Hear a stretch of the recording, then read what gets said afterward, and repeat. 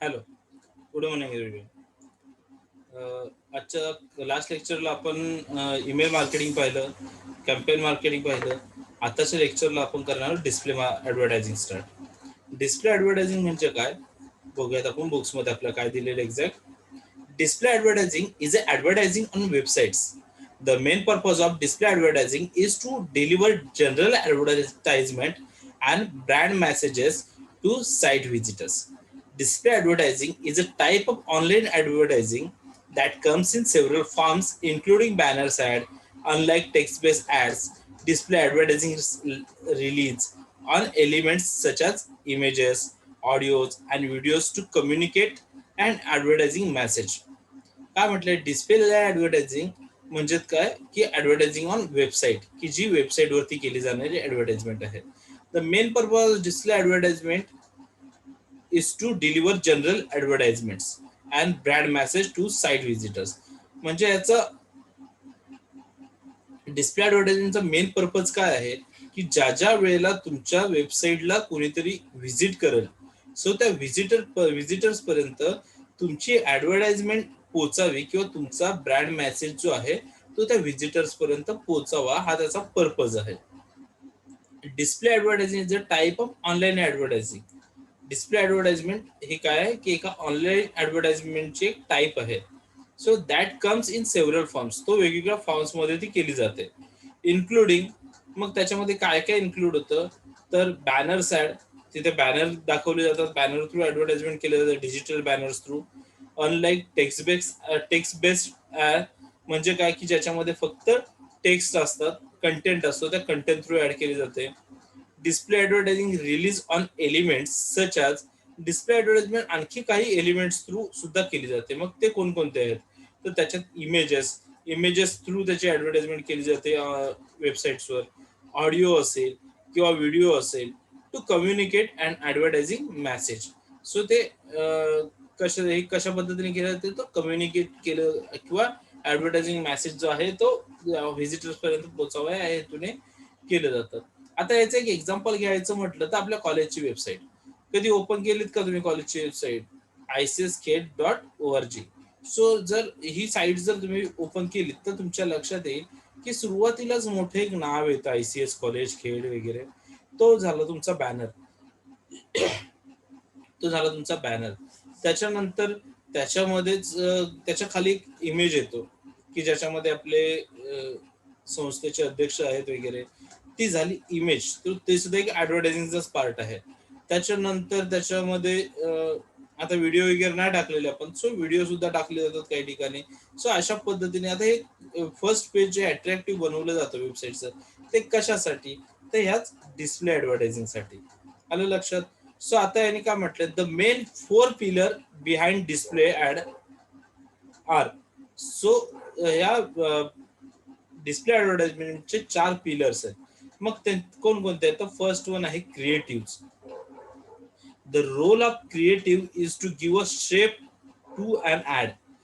जो क्रिएटिव्ह जो प्रकार आहे तो काय करतो, तो तुमच्या ऍडव्हर्टाइजमेंटला शेप देतोय की तुमची ऍडव्हर्टाइजमेंट किती अट्रॅक्टिव्ह करता येईल हे कोण ठरवतं? Creative. They have to find the idea and the most effective way to push the customer to buy a product or a service. Imagination and innovations are requisites to develop and to present an advertisement. आता याचे एक example घ्यायचं म्हटलं तर आता टेक्नोविक झाला आपला. टेक्नोविकला प्रत्येकाकडे, प्रत्येक टीचरकडे एक एक इव्हेंट दिलेला होता. ओके. आता त्या इव्हेंटमध्ये प्रत्येकाकडे आयडिया लावायला चान्स होता. प्रत्येक जण त्याच्या आयडिया लावू शकत होता.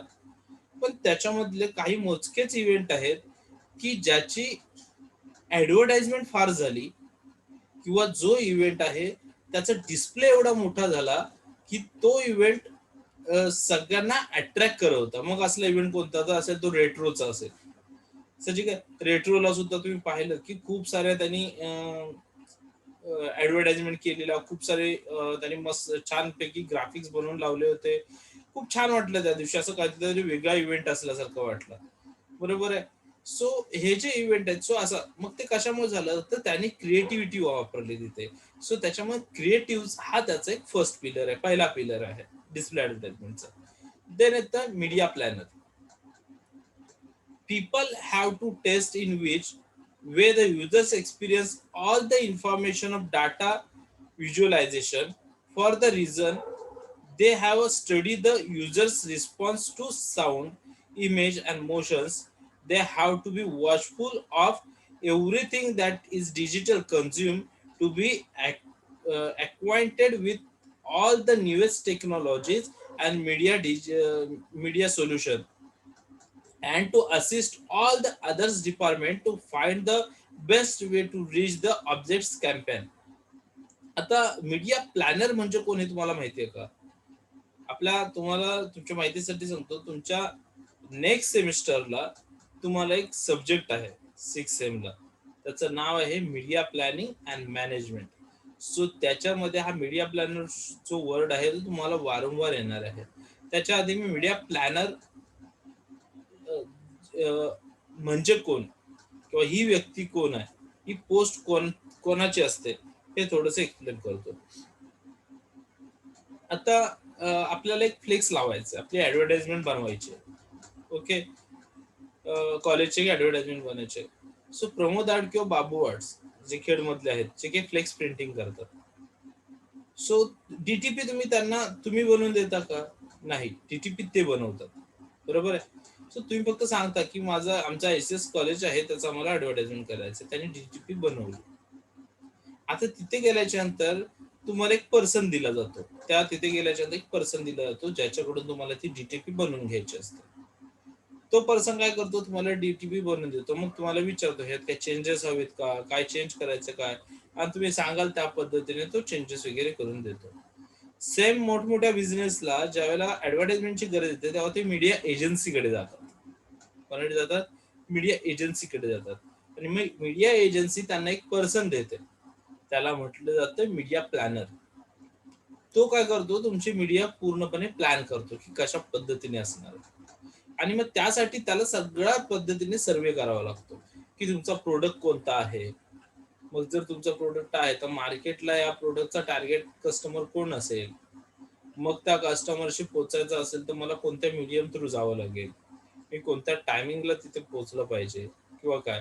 सो मीडिया प्लॅनर हा त्यातला एक ऑप्शन आहे. किंवा आणि मग मीडिया प्लॅनर डिसाईड करत असतो की कोणकोणत्या कॅम्पेन थ्रू तिथपर्यंत जे टार्गेट आहे ते अचीव्ह करू शकतो. So people have to test which way the users experience all the information of data visualisation. आता हे कोणाकडे असतं, तर मीडिया प्लॅनरकडे असतं की डाटा जो आहे तो मीडिया प्लॅनरला जमा करायचा असतो किंवा एकत्र त्याच्यावरती तो ठरवणार आहे की एक्झॅक्ट व्हिजिटर्सला काय म्हणजे हवं आहे किंवा त्याची नीड्स काय आहे, तो काय म्हणून बघणार आहे तुमच्या वेबसाईट्सकडे. त्याच्यामुळे म्हटलं की सेकंड जो पिलर आहे तो media planner. So media planner कशा पद्धतीने विचार करतो, मीडिया प्लॅनर प्रेझेंट कशा पद्धतीने तुम्हाला करतोय, त्याच्यावरती डिपेंड असतं तुमच्या डिस्प्ले ऍडव्हर्टाइजमेंटची सक्सेस किंवा त्याचा जो लॉस असेल तो मीडिया प्लॅनर वरती डिपेंड असतो. त्याच्यामुळे सेकंड पिलर जो आहे तो आहे media planner. Then third one, ad servers. Ad server म्हणजे काय, आधी वाचून घेऊयात.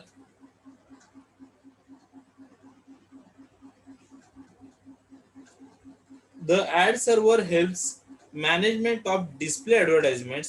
It is an advertising technology tool that administrates the ads and their distribution. It is a service or technology for a company that takes care of all the ad campaign program, and by receiving the ad files, it is able to allocate them in various websites.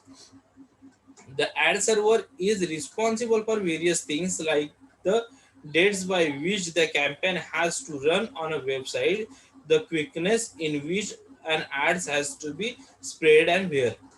So हा जो आहे add server, हा जसं तुमचा computer server असतो, computer सर्व्हरवरून तुम्ही एखादी file हवे त्या ठिकाणी शेअर करू शकताय. सेम असं मीडिया सर्व्हर एक बनवलेला असतो, त्या मीडिया सर्व्हरवरती तुमचे ऍडव्हर्टाइजमेंट पुट केले जातात. आता तुमची ऍडव्हर्टाइजमेंट कोणत्या वेळेला कोणत्या कॅम्पेन थ्रू पाठवायची आहे, म्हणजे टेलिव्हिजन न्यूजला कधी पाठवायचे, इंटरनेटवरती कधी पाठवायचे. सो त्या पद्धतीने हा जो ऍड सर्व्हर आहे तो त्याला डिस्ट्रीब्यूट करत असतो. त्याच्यात दुसरी गोष्ट की कोणत्या वेबसाईटला कधी टाकायचंय त्याचं शेड्यूल बनवलेलं असतं. हा जो ऍड सर्व्हर आहे तो त्या शेड्यूल प्रमाणे ते डिस्ट्रीब्यूट करत असतो. आता शेड्यूल कशा पद्धतीने असतं, आता हे जर तुम्हाला एक एक्झाम्पल द्यायचं झालं तर तुम्ही युट्यूबला जर तुमच्या कधी व्हिडिओ टाकले असतील तर तुमच्या लक्षात येईल, ज्या वेळेला युट्यूबला व्हिडिओ तुम्ही पोस्ट करताय त्यावेळेस तिथे एक ऑप्शन येतो तुम्हाला. त्या ऑप्शन मध्ये तुम्हाला विचारलं जातं की शेड्यूल म्हणून. जर तुम्हाला ती व्हिडिओ 2 दिवसानंतर शेड्यूल करायचे, 2 दिवसानंतर डिस्प्ले करायचे, पण तुम्ही अपलोड आज करून ठेवताय, तर तुम्ही शेड्यूल लावून ठेवू शकता की सपोज आज तारीख आहे 12 ऑक्टोबर, तर तुम्ही 14 ऑक्टोबर आणि त्याचं टायमिंग देऊ शकता. सो ती जी व्हिडिओ आहे तुमची ती जरी तुम्ही आज अपलोड केली असेल तर युट्यूब व्हिजिटर्सला ती 14 ऑक्टोबर नंतरच दिसणार. सो अशा पद्धतीने जे आहे की ऍड सर्व्हरवरती ऍड टाकल्या जातात.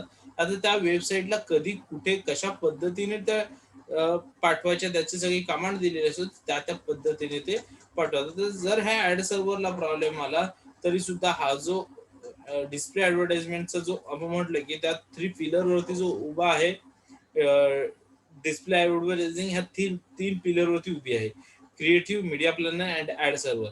आणि जर ऍड सर्व्हर बंद पडला तरी हा कोलॅप्स होऊ शकतो.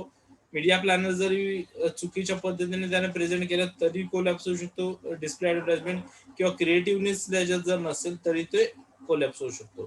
तर त्याच्यामुळे हे 3 जे आहेत ते मेन पिलर आहेत डिस्प्ले ऍडव्हर्टाइजमेंटचे.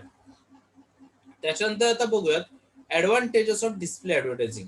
डिस्प्ले ऍडव्हर्टायझिंगचे ऍडव्हान्टेजेस कोणकोणते आहेत? सगळ्यात आधी त्याच्यात येतो cheaper. So, although placing an ad on top websites can cost a big amount per month, price are usually cheaper for display ads than for other media ads. आता इथं काय होतं की तुमची वेबसाईट तर ऑलरेडी तयार असते. तुम्हाला वेबसाईटला जर एखादी हे करायचं म्हटलं, ऍडव्हर्टाइजमेंट करायची म्हटली किंवा ऍड्स टाकायची म्हटलं तर तुम्हाला फारसा खर्च येणार नाहीये. वेबसाईट्स ऑलरेडी तयार आहेत. सो त्याच्यामुळे ह्याला काय म्हटलेलं आहे की चीपर, याची कॉस्ट फारशी नसते. Then easy to create. Static display ads can easily be created in most free graphics programs. Even animated display ads can be created using free and low cost software. आता हे जे designs आहेत तुम्हाला सगळ्यांना माहिती आहे की आता तुम्ही बरेचसे लोक बघता स्टेटसला सुद्धा तुमचे फोटोज वगैरे असतात. बरेचसे मुलं चांगली एडिट वगैरे करून भारी भारी फोटो स्टेटसला टाकतात. मग हे कुठून टाकतात? हे काय कुठून बनवून घेतात? कोणाला पैसे देतात? नाही. सो आता असे खूप फ्री सॉफ्टवेअर अवेलेबल झालेले आहेत मार्केटमध्ये की ज्याच्यातून तुम्ही डिझाईन करू शकता. तुम्ही जसं त्याच्यात डिझाईन करू शकता किंवा एखादा तुम्हाला फ्रीमध्ये डिझाईन सुद्धा करू शकतो जो त्याची प्रॅक्टिस करतोय. सो त्याच्यामुळे हे जे आहे हे बॅनर्स वगैरे बनवणं किंवा ऍड टाकण्यासाठी किंवा कंटेंट बनवणं हे आता खूपसं कॉस्टली राहिलेलं नाही. आणि ते बनवणं किंवा हे करणं सुद्धा, क्रिएट करणं सुद्धा फारसं डिफिकल्ट राहिलेलं नाही. सो त्याच्यामुळे इथे म्हटलं easy to create. Then attention. Ads placed within a block of content are more likely to be clicked on, especially if the ads related to the content. आता जर तुमची ऍड कंटेंट रिलेटेड असेल आणि तुमची एखादी वेबसाईट ओपन केली आणि समोरच तो बॅनर दिसला आणि कस्टमरला त्याचीच गरज आहे, कस्टमर तेच शोधत होता, असं जर ज्याची कस्टमरला गरज आहे तो कंटेंट समोर दिसला आणि त्याच्या रिलेटेड तिथे जर तुमचा फ्लेक्स जो आहे तो ब्लिंक करतोय तर कस्टमर त्याच्यावरती डायरेक्टली क्लिक करेल. कारण कस्टमर्सला त्याची नीड होती म्हणून तुमच्या वेबसाईटला व्हिजिट केली.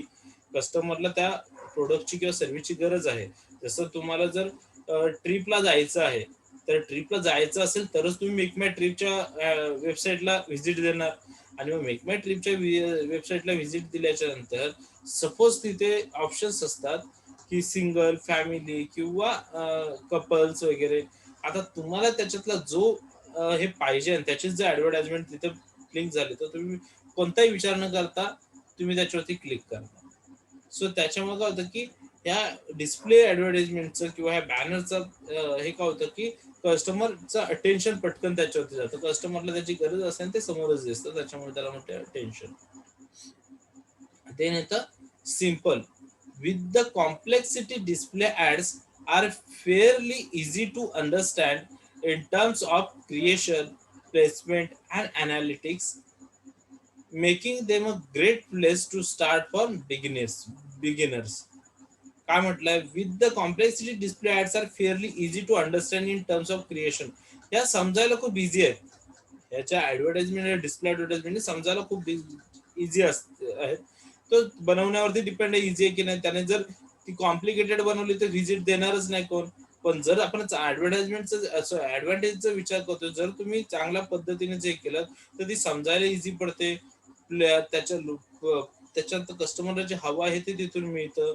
Great place to start from beginners. आणि बिगिनर्सला काय होतं की जे नवीन बिझनेस चालू करतात त्यांच्यासाठी चांगली संधी असते. दुसऱ्या कुठे ऍडव्हर्टाइजमेंट करण्यापेक्षा एखाद्या वेबसाईट वरून ऍडव्हर्टाइजमेंट करणं त्यांच्यासाठी कधीही बेटर आहे. सो त्याच्यामुळे सिम्पल म्हटलेलं आहे. त्याच्यानंतर आता आपण बघूयात डिसएडव्हान्टेजेस किंवा limitation of display advertisement. So त्याच्यातला फर्स्ट पार्ट आहे कॅन बी इग्नोर्ड. काय म्हटलंय, कॅन बी इग्नोर्ड.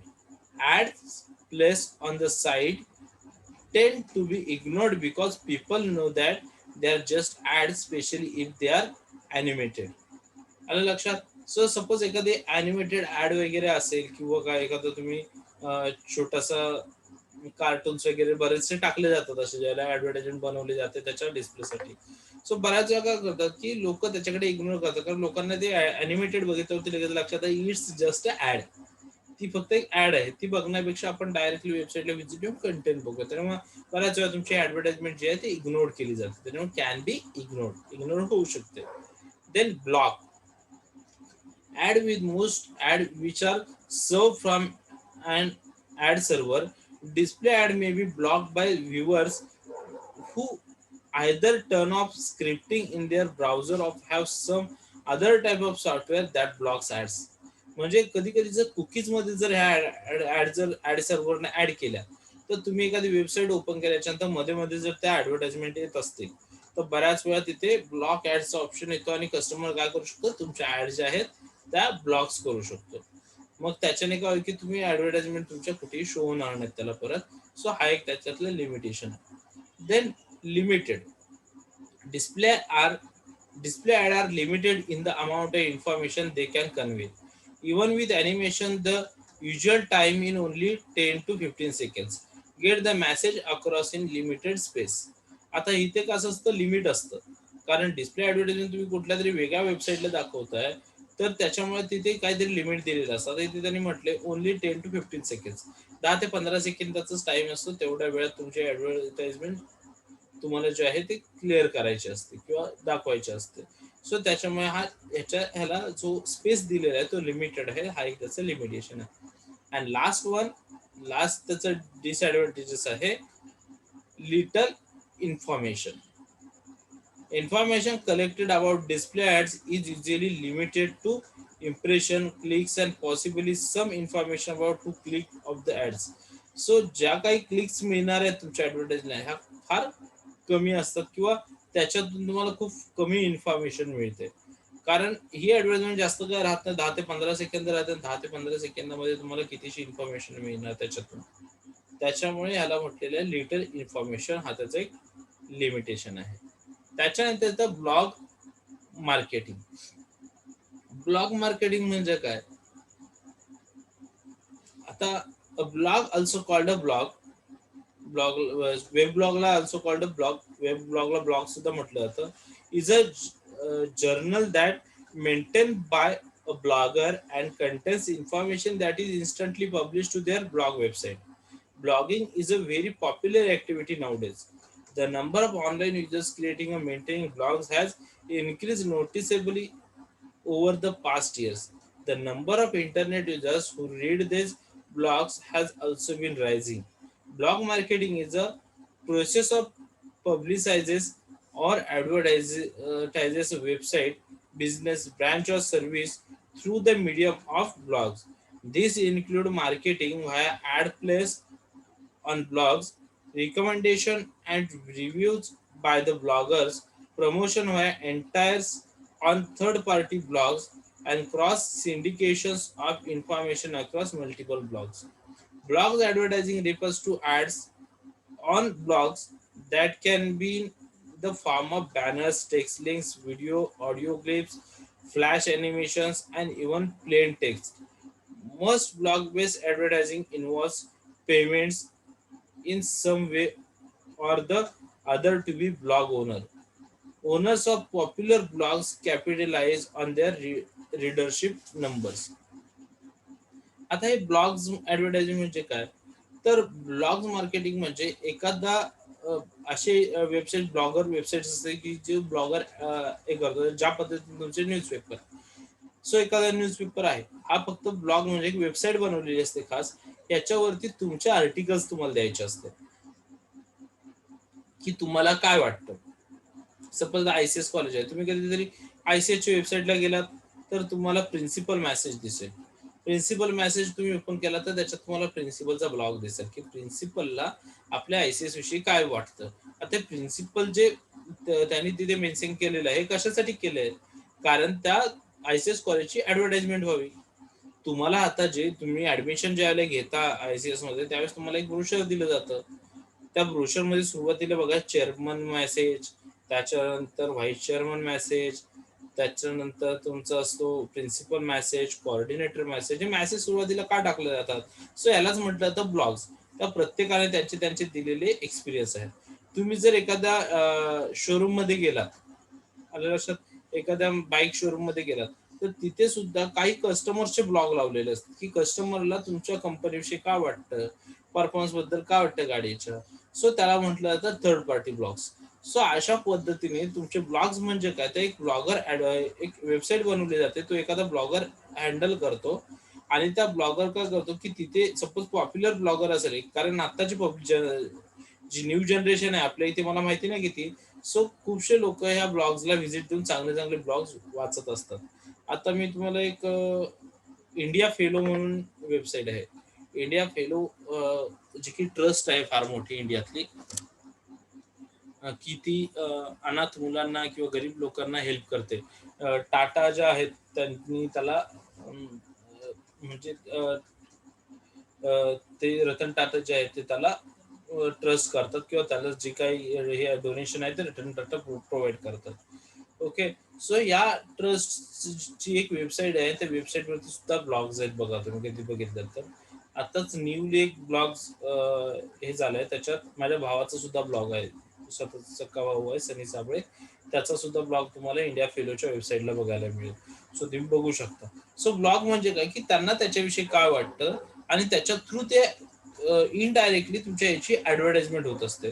आणि हे ब्लॉग्स फक्त ऍडव्हर्टाइजमेंटसाठीच केले जातात की एकतर तुमचा एक्सपिरियन्स सुद्धा मेन्शन होता आणि त्या एक्सपिरियन्स थ्रू तुमच्या प्रोडक्टची ऍडव्हर्टाइजमेंट होत असते.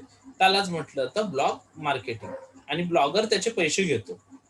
त्याच्या एखादा चांगला ब्लॉगर असेल, एखादी त्याची वेबसाईट चांगली आहे, त्याचे ब्लॉग चांगले असतील, खूप सारे लोक त्याच्या ब्लॉग्सला व्हिजिट देत असतील, त्याच्या वेबसाईटला व्हिजिट देत असेल, तर त्याच्या वेबसाईटवरती तुमचे ब्लॉग टाकण्यासाठी तो तुमच्याकडून पैसे घेतो, पेमेंट घेतो. त्याच्यानंतरच तो हे केला जातो. Then advantages of blog marketing. Blog मार्केटिंगचा ऍडव्हान्टेज आहे काय की quick result. Blog marketing brings a quick result. कारण ब्लॉग जे आहेत हे वाचणारी लोक त्याच्यात इंटरेस्ट असतो म्हणून तेवढा वेळ देतात. मला जर एखादा मेसेज आवडतोय म्हणूनच मी तो वाचेन, अदरवाईज एखादा मोठा मेसेज इंटरनेटला तुम्हाला माहिती आहे, तुम्हाला व्हॉट्सअपला बरेचसे मोठे मेसेजेस येतात किंवा तुम्हाला फेसबुकला खूप मोठे मेसेजेस येतात. तुम्ही ते कधी वाचत बसत नाही. कधी वाचता ज्यावेळेला तुम्हाला त्याच्यात इंटरेस्ट वाटेल तेव्हा. मग जर एखाद्याला इंटरेस्ट असेल त्यावेळेसच तो मोठा ब्लॉग वाचेल.